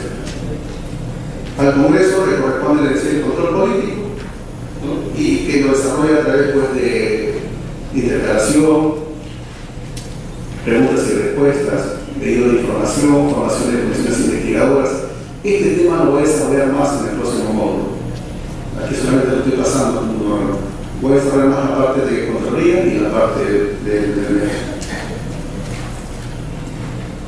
la Contraloría General, que hace el control legal, ¿no? Y tiene por constitución, ¿ya? Lo que en otras partes, ¿no? Esta función a veces la hace el mismo Parlamento, nosotros le hemos dado una autonomía constitucional. Este tipo de sistema tiene dos grandes teorías. Uno, siempre se ha hecho la pregunta: ¿el control lo hace sobre el Parlamento a través de una institución creada en el propio Parlamento, o el control lo hace una entidad autónoma a todo poder para que pueda controlar? Nosotros tenemos este modelo. Tenemos una institución con todas la autonomía del caso para poder controlar. No depende del Ejecutivo, no depende del Congreso, no depende de esta sola creada constitucionalmente. Y eso es a través del artículo 82, cuando dice que supervisa la legalidad de la ejecución del presupuesto del Estado, de la operación de deuda pública y de los actos de instituciones sujetas al control. Y la Contraloría General goza de la autonomía conforme a su ley orgánica, que es el órgano superior del Sistema Nacional de Control. Tiene toda la autonomía. ¿Y qué es el órgano? ¿Y qué es el control? Ya entramos a una definición más de control más administrativo. Nos hablamos de los jurídicos, nos hablamos de los profesionales, y estamos llegando a una definición que hace referencia a la supervisión, vigilancia y verificación de los actos y resultados de la gestión pública, en atención al grado de eficiencia, eficacia, transparencia y economía, así como el cumplimiento de la norma legal. Se da cuenta que ya el control gubernamental no solamente pasa por un tema legal, sino también pasa por un tema de eficacia. Esto es lo que se refiere el control gubernamental, y que es interno y externo, ¿no? Constituyendo un proceso integral y permanente. Y su ámbito de aplicación es todo el sector público, gobierno central, regional y sus empresas, local y sus empresas, organismos autónomos y organismos reguladores, empresas del Estado, entidades privadas con recursos del Estado. Están todas las entidades. Donde hay un solo del Estado, ahí está la Contraloría. No se le escapa a nadie. Y ahí tenemos también otro tema de entidades que ellos controlan. Por ejemplo, hablamos del presupuesto público. Está bien, presupuesto público. Si en la Contraloría tenemos 2.400 entidades públicas, pero cuando se habla del control, el control habla de 4.000 instituciones. Y cuando habla de endeudamiento se habla de 3.000. Digamos que el sujeto a controlar, digamos, todavía no está claramente definido. Claro, cuando uno le consulta a ellos, ¿y por qué la diferencia? Claro, tiene el presupuesto como pliego, pero yo el presupuesto también como un ejecutor. Y en el Estado tenemos 819 unidades ejecutoras, más gobiernos locales, y se va viendo, ¿no? Toda aquella entidad que sea creada por ley, de una u otra forma. Entonces, el ámbito es mayor.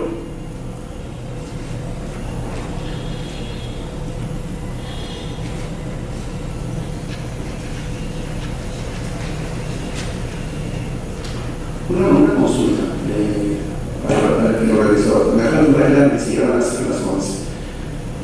¿Seguimos?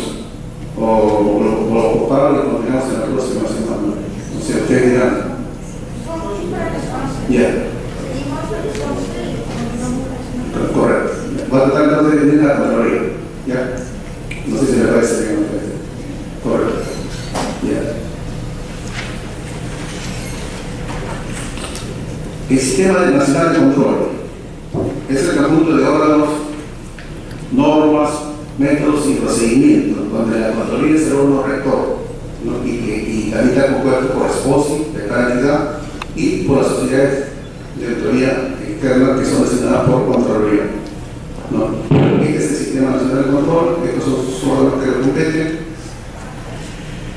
El control interno, ¿no? Que comprende las acciones de cautela previa, simultánea y de verificación posterior que realiza la entidad sujeta a control con la finalidad de la gestión de sus recursos, bienes y operaciones que efectúe correcta y eficientemente.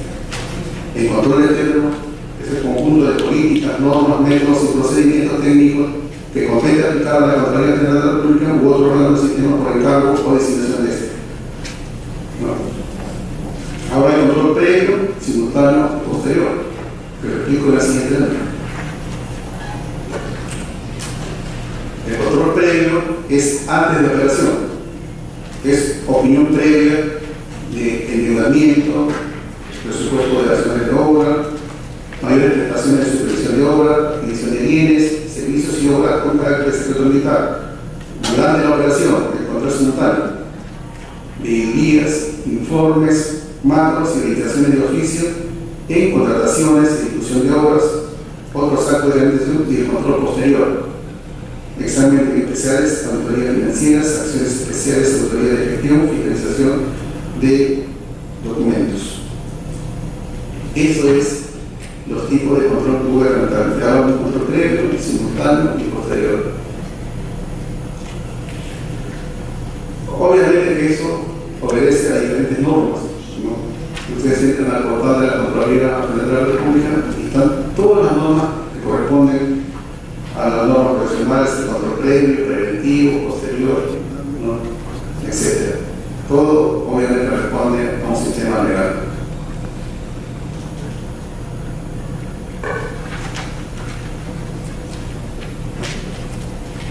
Y la acción de la Contraloría se basa en función a planes, ¿no? Ellos anualmente elaboran sus planes de fiscalización y en base a esos planes ejecutan sus acciones, lo cual es lógico porque no tendría sentido, o sea, si tenemos tantos recursos para que en un año la Contraloría fiscalice las unidades de actividades públicas, no lo hace a través de planes. Y la siguiente lámina, por favor, hablamos de la obra y control, es más o menos un circuito de cómo nace cuando se hace una obra para después pasarla por el ENIP. Una vez que se aprueba, se establece el financiamiento, se ejecuta la obra y el control gubernamental está entre lo que le asigna al Ministerio Público con lo que se ejecuta. Ahí está ese nexo, ahí interviene el control. Y este es el control preventivo que ha hecho de algunas obras. En el ejemplo 1, en el Gobierno Regional de Turismo, por ejemplo, ustedes pueden ver ese tipo de control se detectó, ¿no? La desestabilización del talud de la quebrada, pasión al deslizamiento en un gran volumen de material que está afectado, digamos, describe, ¿no? El problema y también dice el riesgo, ¿no? Con el riesgo de dejar inoperativo las estructuras. Es un control preventivo que se hizo en ese entonces al Gobierno Regional de la Turismo, su región Chanca. También se hizo al Ministerio Público, ¿no? Y donde ellos hacen los riesgos comunicativos y presentan las fotos, digamos, para hacer sus informes. Este tipo de control es que se hace de manera preventiva. Y obviamente, pues, su finalidad de ellas es alertar al titular de la entidad de la existencia de riesgos que afectan a la transparencia, probidad, cumplimiento de los objetivos y cumplimiento de las normas, disuadir actos de corrupción, recabar información con fines de control posterior. Esa es la finalidad de este tipo de control a través de la ley. Y vamos entrando a lo que preguntaba Violeta, ¿por qué pasa esto? ¿A qué se debe estudiar? La capacidad operativa de la Contraloría. Nosotros en el dictamen del proyecto de ley 38 que se dio en la unidad cuando se cambió, digamos, el mecanismo de control, porque hoy en día el sistema de control tiene todos los auditores. Antes dependían de cada pliego. El pliego le pagaba al auditor. Con esta ley que sacamos en el 2010, no, depende ya del pliego contabilidad. Obviamente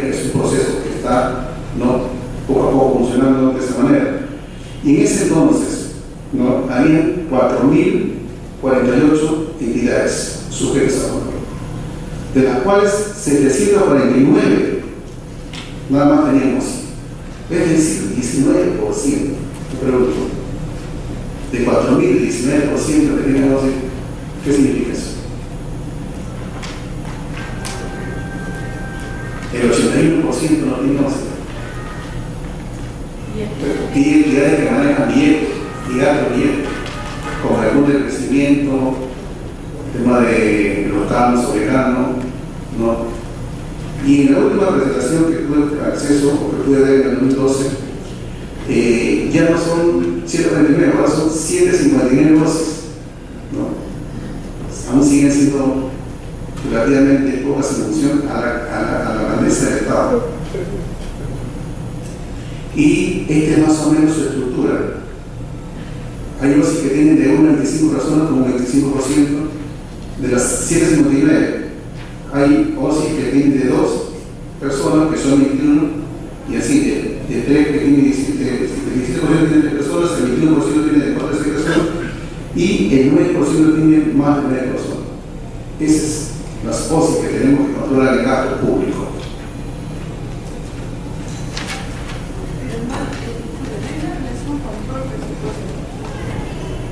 Relación con control presupuesto. Cuando nosotros aprobamos el presupuesto, nosotros recibimos ya un presupuesto establecido, ¿no? Elaborado. Se mantiene que la pregunta que también se hace el propio controlador, al ministro de Economía o al presidente del ministro, porque eso es obvio. Ellos tienen que ver que si su capacidad no es de las mejores, tiene que haber un fortalecimiento de este sistema, ¿no? Y como tal, pues, yo creo que debería reforzarse, pero bueno, vamos a avanzar. A nivel de macroregiones, ¿no? La Consejería General tiene, pues, para 2012, 1.708 de personal en CAP, región norte, 541, región norte, 152, centro, 104, Lima, 111, sur, 138, y también incorporan un sistema de denuncias por 44. Jefe de OSI son 391. Presidencia central, 768. Entonces, ese es el proceso sancionador que tiene Contraloría, y aquí vamos a llegar. ¿No? La siguiente, por favor. ¿Sí? Roberto, ¿por qué no se crea un órgano de control de las instituciones públicas?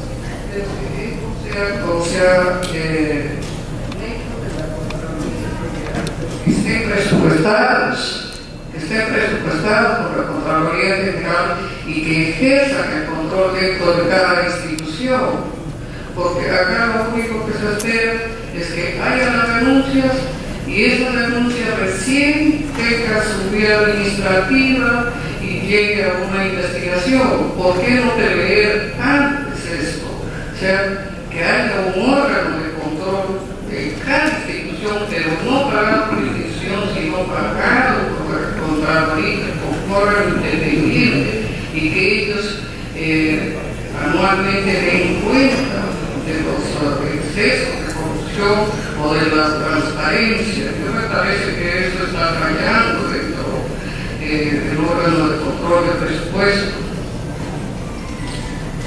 Bueno, yo creo que ese es un tema, no sé cómo se aprueba el presupuesto de la Contraloría, ya la ley existe, donde el que tiene que pagar los sectores es la propia Contraloría. Su presupuesto también se ha ido incrementando de la Contraloría. Actualmente tiene 350 millones como presupuesto, pero no sé si es lo suficiente o no. Pero lo que sí es cierto es que tenemos este procedimiento, tenemos estas cifras, ¿no? Y como pueden ver ustedes ahí, el rol de la Contraloría llega a ser preventivo más que todo. Ustedes lo pueden ver en la lámina que él no sanciona, ¿no? Y no sanciona porque así es el marco que tenemos. A ver si hacemos un comparativo con otro tipo de Contraloría que existen en otra parte del mundo, ¿no? Es la famosa Contraloría o el Tribunal de Cuentas que le llaman. Es el par que tenemos nosotros. Donde ese Tribunal de Cuentas sí tiene función jurisdiccional, es simplemente preso, mejor dicho. Es sí castiga. Claro, que tampoco no hay jurisdiccional, procedimientos y recurren hasta los órganos jurisdiccionales que se puede judicial, pero igual tiene esa función. Acá no la tenemos. No sé si nuestra cultura, si nuestra realidad es necesario ese tipo de contraloría que intervengan de inmediato. No.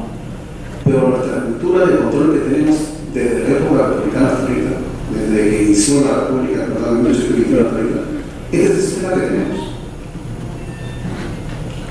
Este es el sistema que nos sacó, donde es un sistema preventivo, un sistema que te induce a investigar y después pasar esa investigación al Ministerio Público para que denuncie y el Poder Judicial.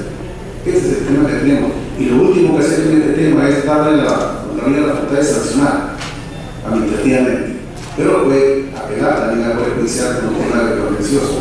Entonces, este es el sistema que tenemos actualmente, que ustedes pueden ver, donde se identifica las responsabilidades, se realiza el control, obtiene evidencias, detecta irregularidades, ¿no? Hay derecho de defensa de funcionarios, se identifica a los responsables, se hace un informe de control. El penal pasa al Ministerio Público, Poder Judicial, el civil, Poder Judicial, y la administrativa, y grave que sí la puede sancionar contra el gobierno. ¿Sí? Una pregunta. Es cierto que por norma tenemos que hacer el control externo de todas las instituciones del Estado, todos los entes, incluyendo el propio Congreso de la República. Mi pregunta es, ¿existe alguna política nacional, o sea, interna del Congreso? Bueno, nacional, porque el Congreso abarca todas las instituciones.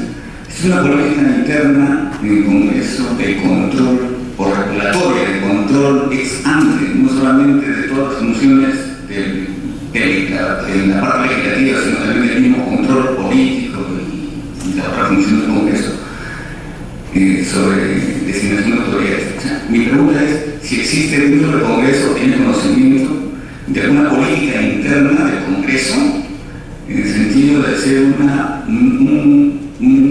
política regulatoria de control interno del Congreso, si existe eso o no ha existido. Te digo esto porque hasta donde sabemos, la mayoría del personal lo conoce, el Congreso como institución no está comprometida aún con un plan estratégico institucional.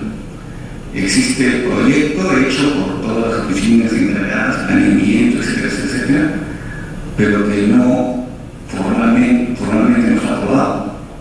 Desde el 2011 hasta la fecha no hay nada, que yo sepa, salvo que me diga lo contrario. Al no existir un plan estratégico institucional, estoy abogando en la parte interna del Congreso. ¿Por qué te digo?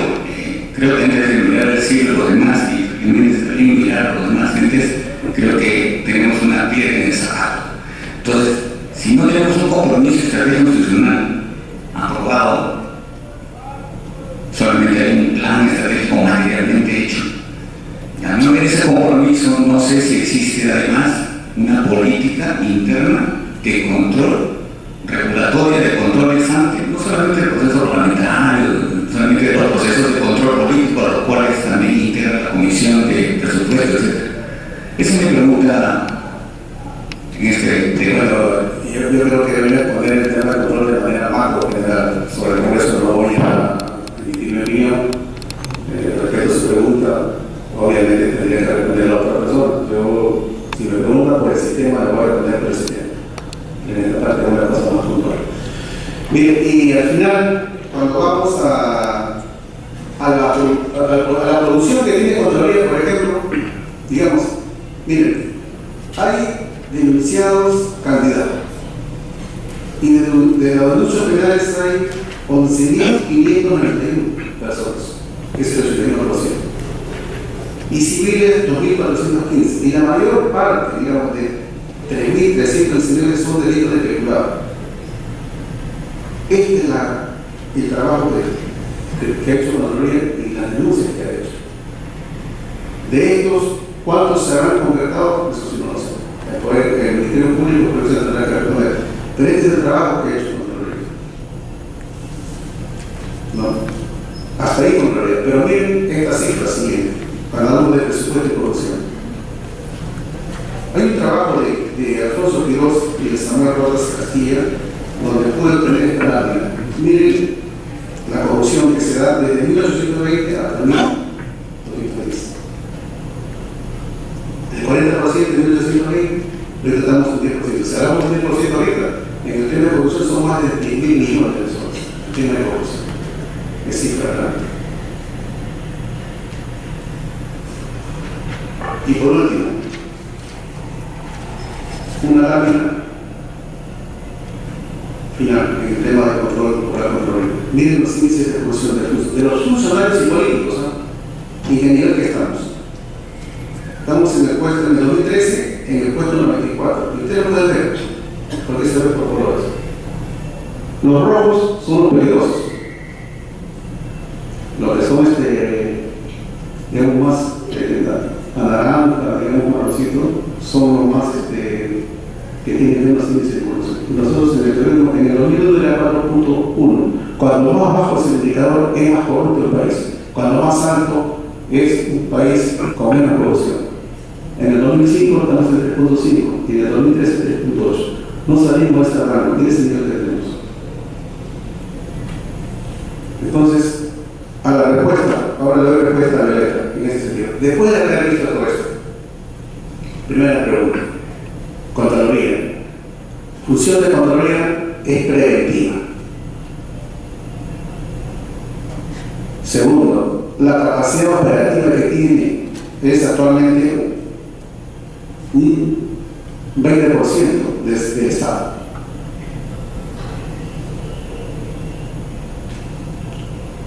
¿Se dan cuenta? Con ese 20% del Estado, ¿qué control se puede hacer? Y tercero, para mejorar este sistema, lo que tenemos que tener son dos cosas: mayor acceso de información al ciudadano, esa es la fórmula mágica, y transparencia. Y vamos por ese camino. Yo creo que hoy en día cualquier ciudadano puede entrar y buscar información. Esa es la fórmula: más información, más transparencia, menos corrupción. Y eso debe ser como principio. Bueno, eso hasta ahí le he podido explicar el tema del control. ¿Verdad? Sí, pero para finalizar, yo creo que en el pasado son más temas.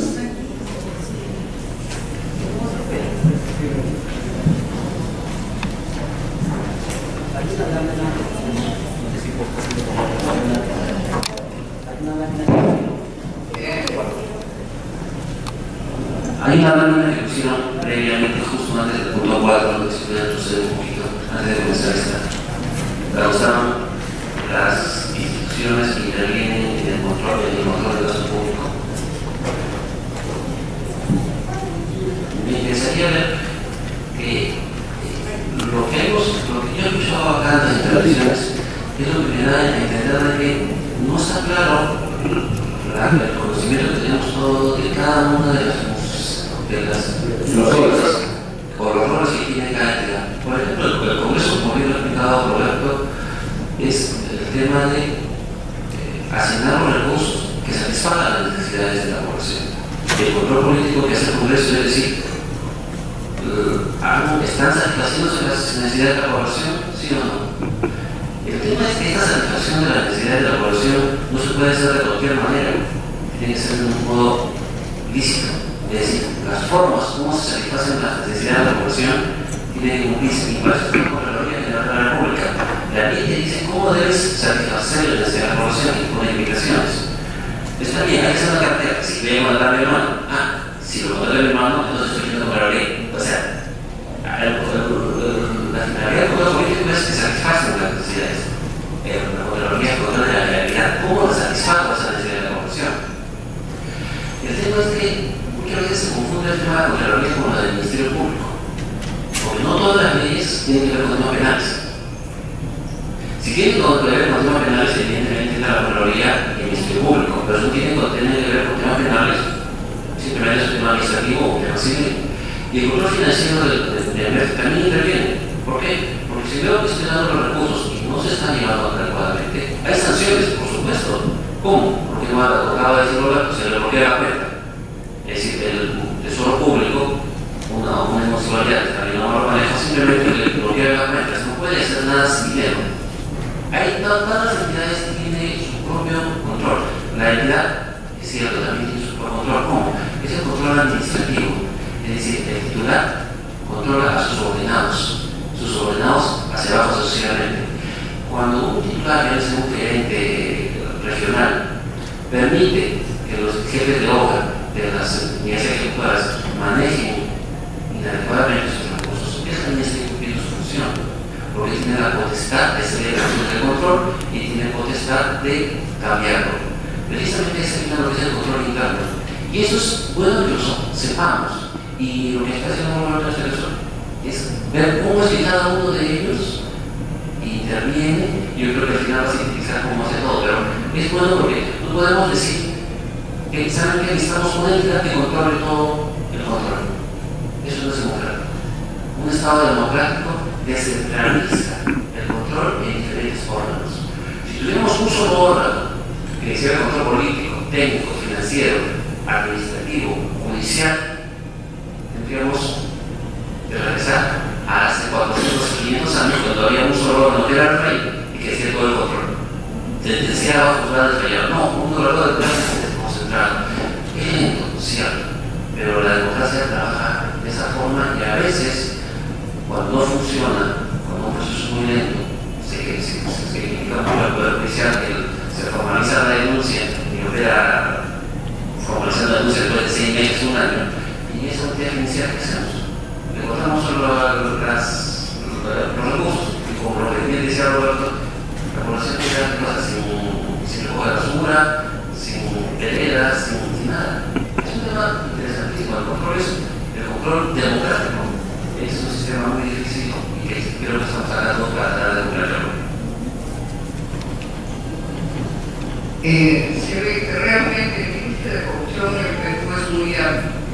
Y a eso, sumado, ¿cuánto le cuesta la investigación para el control de esa pérdida que existe en el país, la pérdida presupuestaria? No hay un estudio específico cuánto le cuesta al país esa investigación que cuesta investigar pérdida de presupuesto. Como dices tú, está muy bien realmente, hay poca divulgación de información del presupuesto, porque eso no llega realmente al lugar de origen donde se presupuestó al pueblito más chico. La gente desconoce que nos falta la información. ¿Por qué no propiciar una iniciativa política donde realmente se programe por regiones o por departamentos, por lo que fuera, pero que la gente tenga acceso al conocimiento y realmente que el Congreso propicie esta iniciativa de conocimiento, de divulgación, de información mediante un programa específico para que el país conozca, el pueblito más chico conozca y el ciudadano conozca qué obras se prestaron para su distrito, para su provincia, para su departamento. Creo que la iniciativa de divulgación es muy importante y se está en la Comisión de Presupuesto. Sí, yo creo que el tema presupuestal es muy rico y da para mucho más. Y cada fase es tan importante como mismas son ellas, porque en realidad cuando entramos a la fase de programación, después aprobación, ejecución y evaluación y control, cada fase es un mundo. Y lo mejor de esto es que se va avanzando en el país. Tenemos una ley de transparencia que ahora tiene que dar información en los portales de información de todo. Toda esta información que he presentado me he cogido de los portales. Entonces, el tema del control es complejo, bueno, y deberíamos tener en cuenta algo. Crecen los recursos públicos, pero también tenemos que crecer los mecanismos de control. Hay más billete con busco de que verdaderamente la plata llegue al destino final. La política obviamente corresponde en la gestión legal de auditoría a Contraloría, pero también por eso juega un rol importantísimo en el control político. Y allí sí tiene, digamos, mucho que discutir el Congreso en lo que respecta a la Comisión eso lo vamos a ver la próxima semana, ha hecho bastante en este tema. Cuando difunde el presupuesto, va a las regiones. Y no solamente en la fase de aprobación, también va en la fase de ejecución. Invita a los gobiernos locales. Entonces, yo creo que se está basando en esto. Y el tema del control es un tema a veces un poco árido, que no tiene muchos frutos para los congresistas, pero yo creo que sí debería actuarse con mayor energía y difundirse más. Es cierto, cuando hay mayor discusión, reitero, y mayor transparencia, la corrupción va a ser